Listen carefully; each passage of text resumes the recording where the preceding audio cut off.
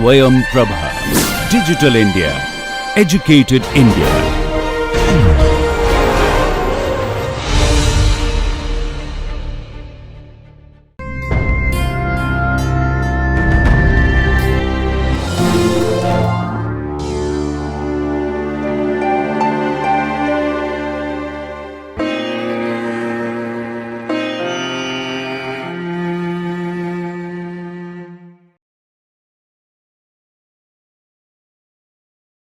Dear students, welcome to this session on testis and spermatic cord.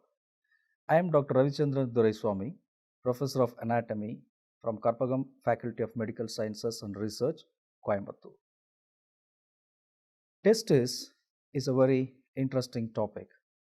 A lot of clinical conditions are associated with the testis. Now, if you look here, fluid can be accumulated around the testis, and that we call it as the hydrocele. The veins which drain the testis can be dilated, that is called the varicocele.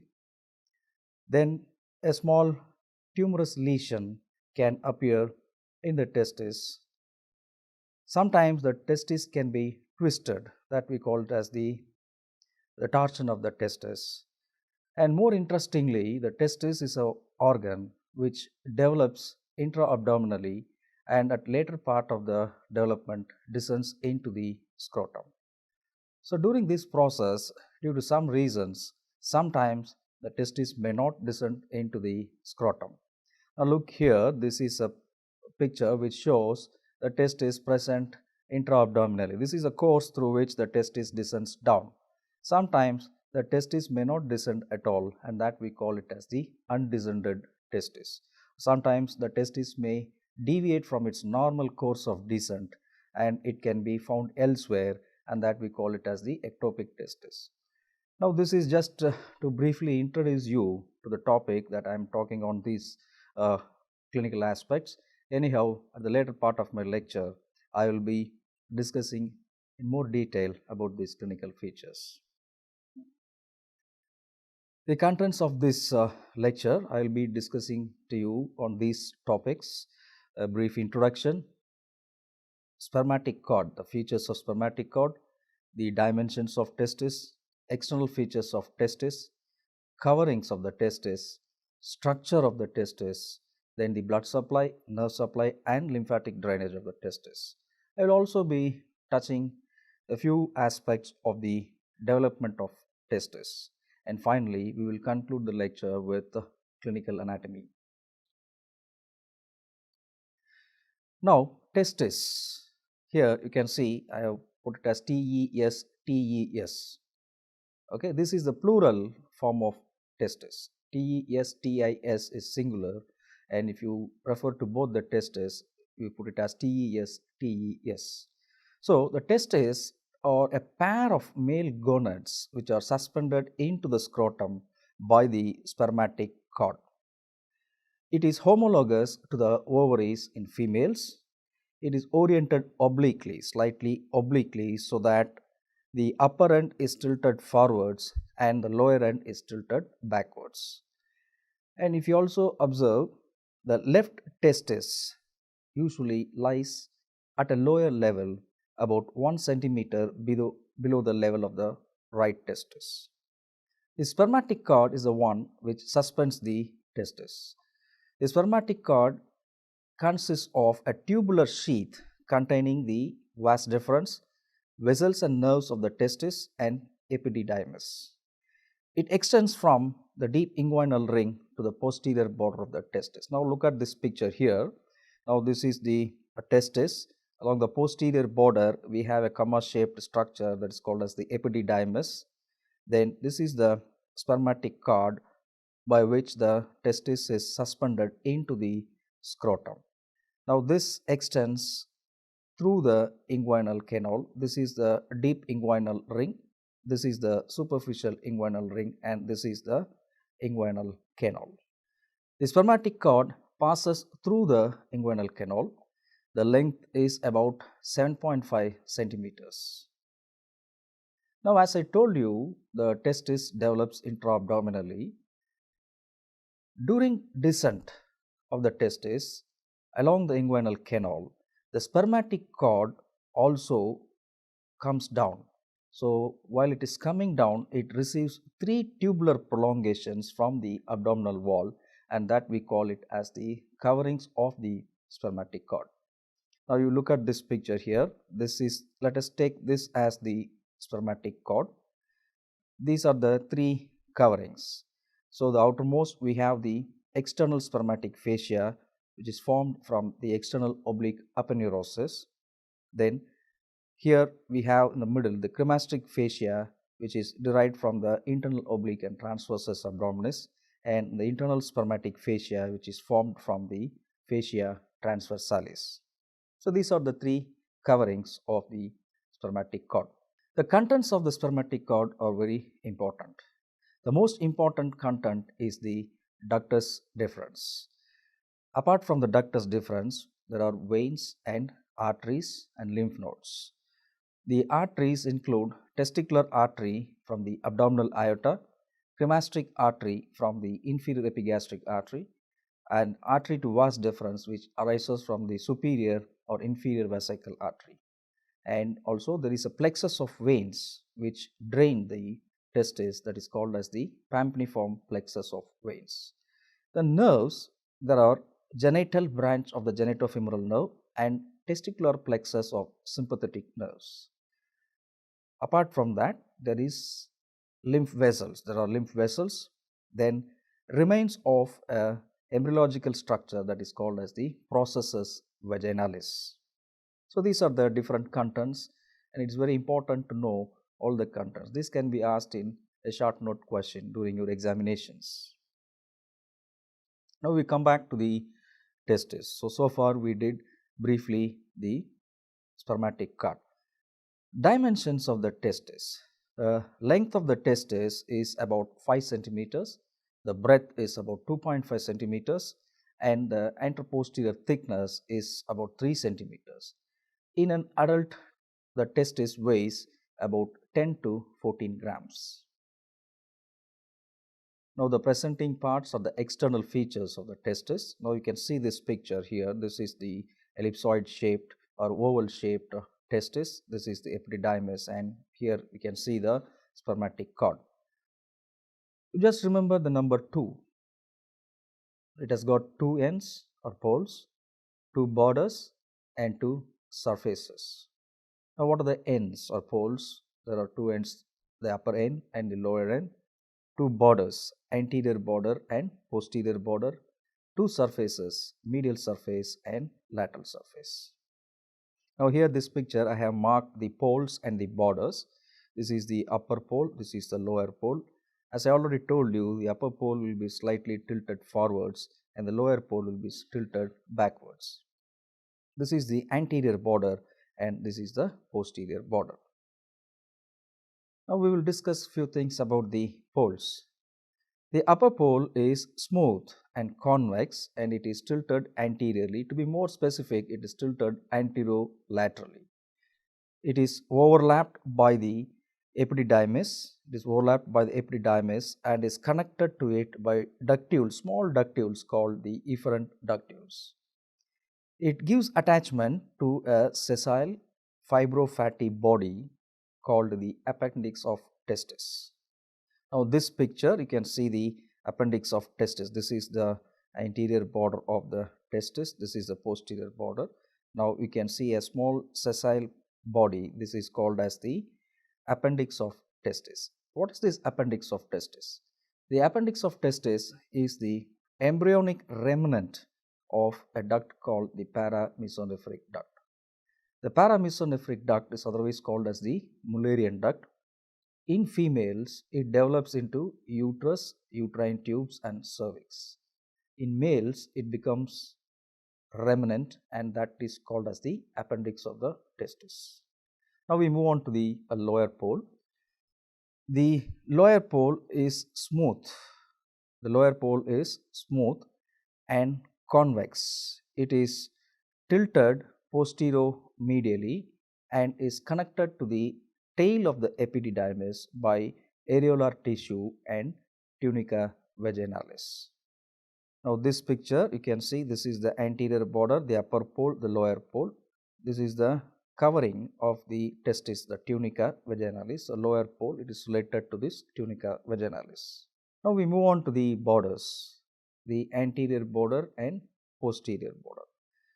The anterior border is smooth and convex. It is covered entirely by tunica vaginalis. The posterior border is here, this is the posterior border here in this picture. The posterior border is broad and flat, and it is also straight. It is partially covered by tunica vaginalis. On the posterolateral aspect, we have a structure that is the epididymis, and the posteromedial aspect we have the vas deferens. Now we move on to the surfaces. There are two surfaces, medial and lateral surface. The medial and lateral surfaces both are smooth and convex.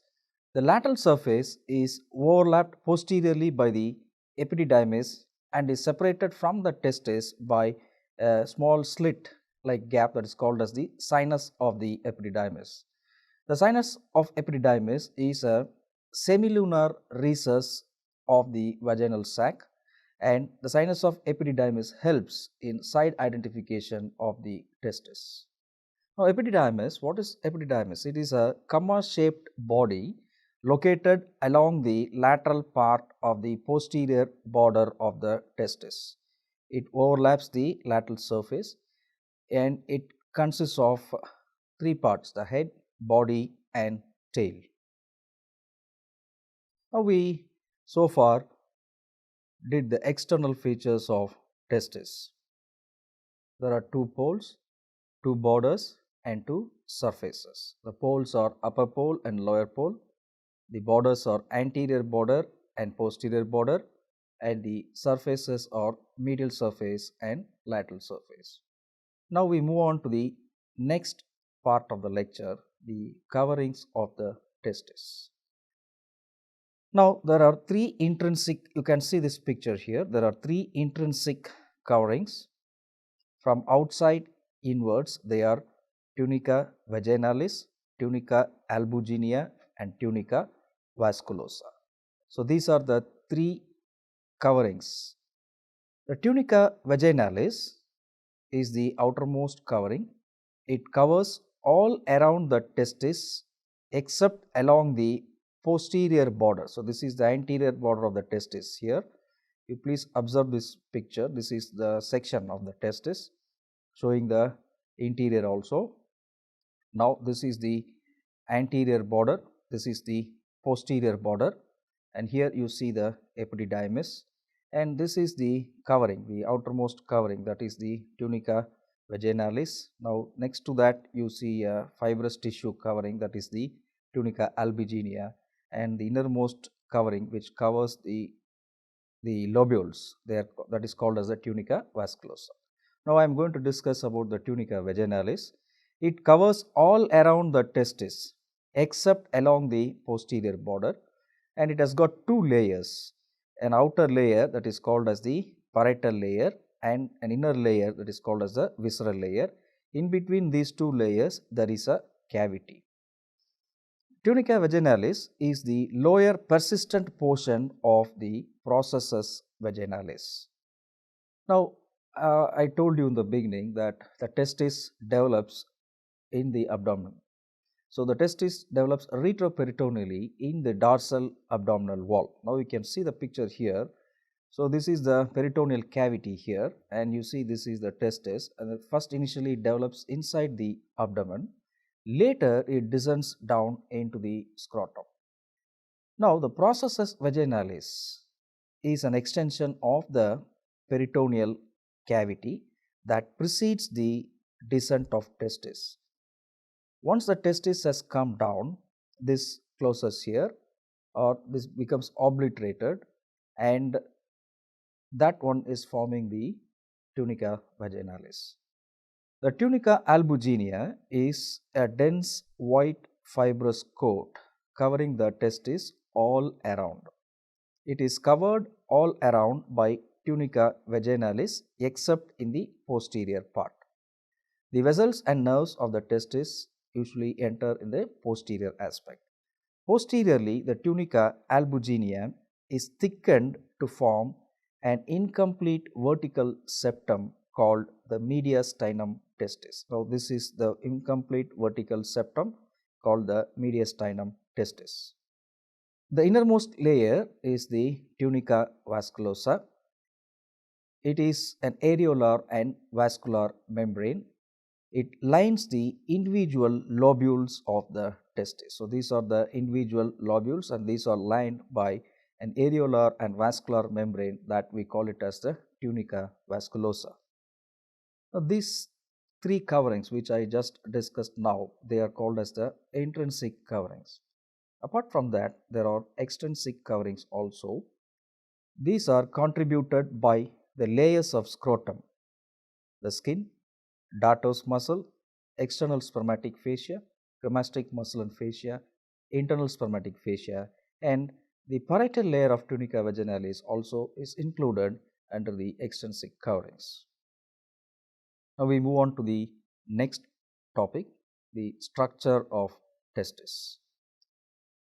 Now this is a key picture which I want you to draw for the describing the coverings as well as the structure. Now the glandular part of the testis, so this is the glandular part of the testis, it consists of about 200 to 300 lobules. Each lobule will contain 2 to 3 highly coiled seminiferous tubules, and each tubule measures about 60 centimeter in length and about 0.2 millimeters in diameter. These seminiferous tubules, you can see here, these seminiferous tubules join together at the apex of each lobule to form 20 to 30 straight tubules. These straight tubules enter the mediastinum testis and anastomose with each other to form a network called the rete testis. The efferent ductules arising from the rete, they enter into the head of the epididymis. The efferent ductules, they end in a single duct which is coiled on itself to form the body and tail of the epididymis. So, this is the structure of the testis. Now, we move on to the blood supply. The blood supply, we have to know the arterial supply and also the venous drainage of the testis. The arterial supply of testis is mainly by the testicular artery. Now, this picture you can see, this is the testicular artery. The testicular artery arises from abdominal aorta at the level of L2. It descends on the posterior abdominal wall, reaches the deep inguinal ring, then it enters the spermatic cord, then reaches the posterior border of testis, then it divides into branches. The small branches, they enter into the posterior border. The larger branches, medial and lateral, they pierce the tunica albuginea and run on the surfaces, and finally they ramify in the tunica vasculosa. The venous drainage of testis. 15 to 20 veins appear from the posterior border of testis and epididymis. Now you can see the veins appearing here. All these, they unite to form the pampiniform plexus. The word pampiniform is referring to vine, V-I-N-E. It is not W-I-N-E. V-I-N-E refers to a climber plant. It is like a climber plant, so it is referred to as the pampiniform plexus because of its appearance. The anterior part of the plexus lies around the testicular artery. The middle part lies around the ductus deferens and the posterior part lies isolated.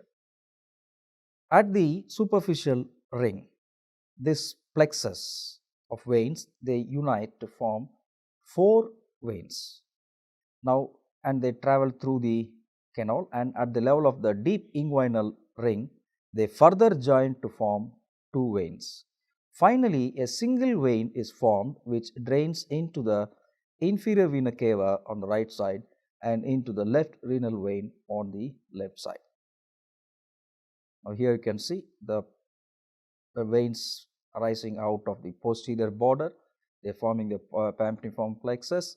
As they travel through, they form first 4 veins, then they condense to 2, and finally 1 on the right side opens directly into the IVC, and on the left side it is opening into the left renal vein. Venous drainage of testis, what is its importance? The heat conveyed by the arteries of testis is absorbed back by the veins of the pampiniform plexus. Ultimately, the scrotal temperature of the testis is slightly lower than the temperature inside the abdomen by about 3 to 4 degrees, and this mechanism of heat transfer is called counter current heat exchange mechanism. The lymphatic drainage is predominantly by pre and para-aortic lymph nodes. The nerve supply is predominantly supplied by the sympathetic nerves from renal and aortic plexuses. Preganglionic fibers are derived from T10 and T11 segments of spinal cord. Please note that the T10 segment is common for the region around umbilicus and sympathetic supply of testis. Therefore, sometimes the testicular pain is referred to the umbilical region. Now, I am just going to briefly discuss the development of testis. The testis develops in relation to the developing mesonephros at the level of segments T10 to T12 in the posterior abdominal wall behind the peritoneum. The development starts by 5th week and is apparent in the 7th week of intrauterine life. Each testis is developed from the medulla of the undifferentiated genital ridge. The genital ridge is formed by the proliferation of coelomic epithelium covering the medial surface of the mesonephric ridge. Now you can see here in this picture, this is the urogenital ridge which has got differentiated into a medial genital ridge and lateral nephrogenic ridge. In relation to the nephrogenic ridge, we have the development of the mesonephric duct and the paramesonephric duct, and this is the yolk sac. The germinal epithelium here proliferates to form sex cords, and primordial germ cells migrate from yolk sac to the region of genital ridge. These are the primordial germ cells which are migrating. Now, what are these primordial germ cells? The cells of ovaries and testes from which germ cells are formed are segregated early in the life of the embryo. They are formed in the wall of the yolk sac. During development of gonads, they migrate to the region of the developing gonads, and primordial germ cells, they have an inducing effect on the development of the gonads. Now, the sex cords start enlarging and they reach deep into the gonad and are now called medullary cords. The primitive sex cells which are coming into this region, they are incorporated within these cords. So, this is the developing area of the testis. The testis develops in close proximity to the mesonephros and the mesonephric duct. Most of the mesonephric tubules, they degenerate. Some of these that lie near the testis persist and along with the mesonephric duct forms the duct system. Now, you can see here, this is the mesonephric duct, these are the mesonephric tubules, this is the developing testis where the sex cords they have enlarged and the primordial germ cells have come in and the seminiferous tubules are formed. The ends of seminiferous tubules anastomose with one another to form the retate testis. Retate testis in turn establishes contact with persisting mesonephric tubules which forms the vasa efferentia. cranial part of the mesonephric duct becomes highly coiled on itself and forms the epididymis. So this is how finally the testis is developed, and the different parts of the testis you can see here. The descent of the testis, I told you the testis is developing inside the abdomen. The testes develop in relation to the lumbar region of the posterior abdominal wall. During fetal life, they gradually descend to the scrotum. So this is the timeline. By the 3rd month, it reaches the iliac fossa. By 7th month, it reaches the deep inguinal ring. By the end of the 7th month, it passes through the inguinal canal. Almost by 8th month, it enters into the scrotum. Now this picture shows the gradual descent of the testis. First, it is in the abdominal cavity and passes through the inguinal canal and finally reaches the scrotum. Now, what are the causes of descent? The exact causes of descent is not clearly known, but few causes have been attributed to it. Number 1, processus vaginalis, then hormones, the male sex hormones, then differential growth of the body wall, intra-abdominal temperature and intra-abdominal pressure. The processus vaginalis is an extension of peritoneal cavity that precedes the descent of testis into the scrotum. Following the descent, the processus closes above the testis. Now we have another factor leading to the descent, that is called the gubernaculum testis. Gubernaculum testis is a band of loose tissue extending from the lower pole of testis to the scrotum.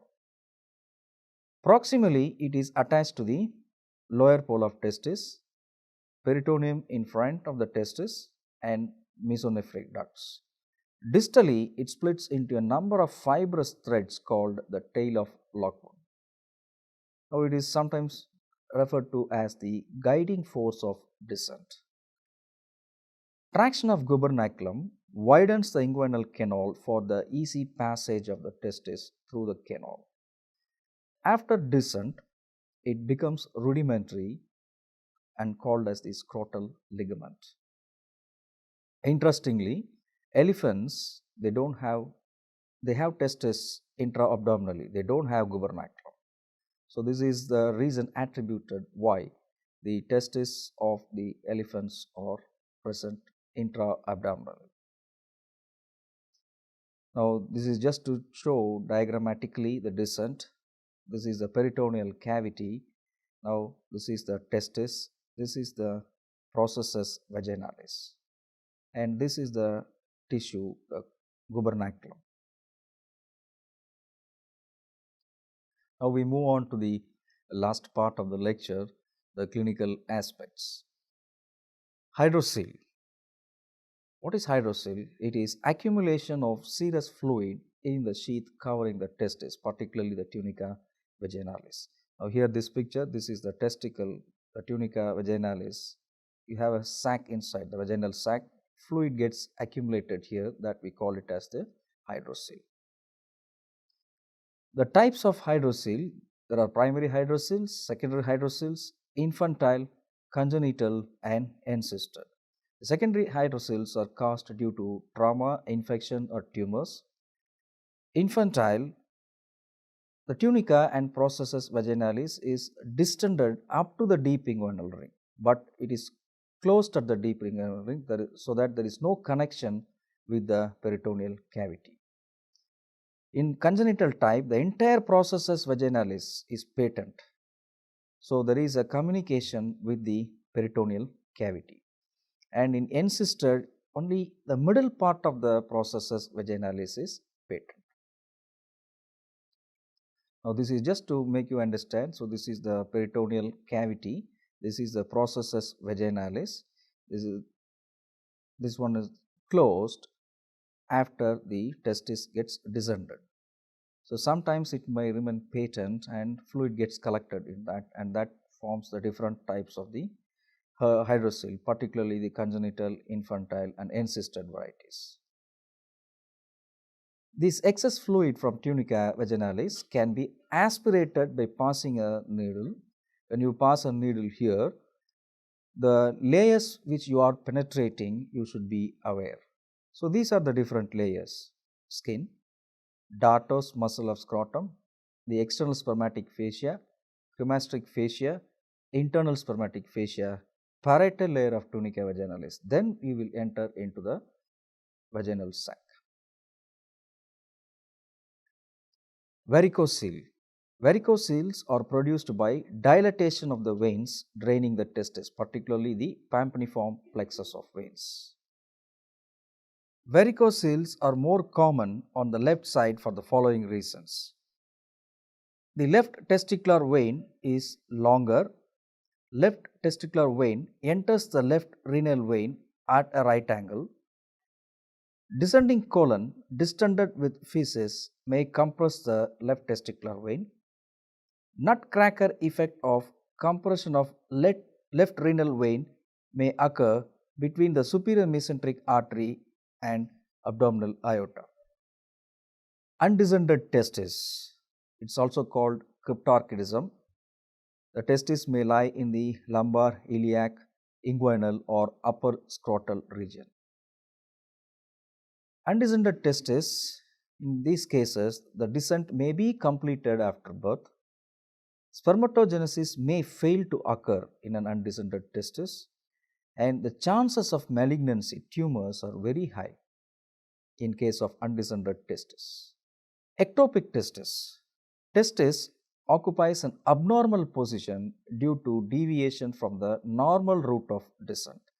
So, the common sites of this abnormal position can be lower part of abdomen, over the skin of the penis, behind the scrotum, front of thigh, or in the perineal region. Testicular tumors. The incidence of testicular tumors is about 7 per 100,000, commonly affects the age group between 15 to 40 years. The 95% of tumors arise from germ cells. We classify them into germ cell tumors and non-germ cell tumors. Under the germ cell tumors, we have the seminomas and non-seminomatous tumors, which are further subdivided into teratomas and yolk sac tumors. The non-germ cell tumors are Sertoli cell tumors or Leydig cell tumors. Hermaphroditism. An individual shows some features of a male and some of a female. True hermaphrodite, in this case, both testis and ovary are present. In case of pseudohermaphrodites, the gonad is of one sex and the internal or external genitalia is of the opposite sex. Anomalies of descent. Anarchism, monarchism, partially descended testis. In case of anarchism, both testes are retained in the abdomen and the individual is sterile. Both testes are retained. Primary defect lies in the testes and it may undergo malignant changes. Monarchism is a condition in which one testis is intra-abdominal and other lies in normal position. Sometimes the testis may be partially descended, and ectopic testis I have already discussed. Testicular torsion occurs when the spermatic cord from which the testis is suspended twists and cuts off the blood supply to the testis. Position of the affected testicle will be slightly higher or the testicle might disappear from the scrotum. The treatment is to gently untwist or unwind the spermatic cord. The symptoms associated may be rapid onset of severe pain in the testis. The condition may be associated with fever and vomiting. Now we are in the end of the almost near the end of the topic. In summary, what did we learn today?